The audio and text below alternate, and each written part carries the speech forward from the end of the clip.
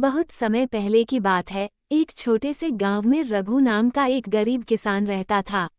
उसके पास केवल एक छोटा सा खेत था और कुछ जानवर थे। हर साल बारिश कम होने के कारण उसकी फसल सूख जाती थी, जिससे वो बहुत परेशान रहने लगा। गांव के लोग कहते थे कि उसकी किस्मत ही खराब है और उसे इस गरीबी से कभी छुटकारा नहीं मिल सकता। लेकिन रघु मेहनत करने वाला और दिल का मजबूत इंसान था। वह हार मानने वाला नहीं था। एक रात, जब रघु गहरी चिंता में डूबा हुआ अपने खेत में बैठा था, तो अचानक एक चमकीली रोशनी दिखाई दी और एक साधु उसके सामने प्रकट हुआ। साधु ने कहा, रघु, मैं जानता हूँ कि तुम बहुत परेशान हो। तुम्हारी मेहनत और नेकदिल स्वभाव ने मुझे यहाँ खींच लाया है। मैं तुम्हें एक वरदान देना चाहता हूँ। तुम्हारे खेत के बीच में एक कुआं खोदो। यह कोई साधारण कुआं नहीं होगा। इसकी हर बूंद तुम्हारे मेहनत और इरादे के अनुसार चमत्कारी जल में बदल जाएगी।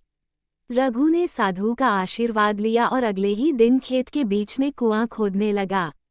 कई दिनों तक मेहनत करने के बाद आखिरकार कुआं तैयार हो गया। जब उसने कुएं में पहली बार पानी खींचा और उसे फसल में डाला, तो कुछ ही दिनों में फसल हरी भरी हो गई।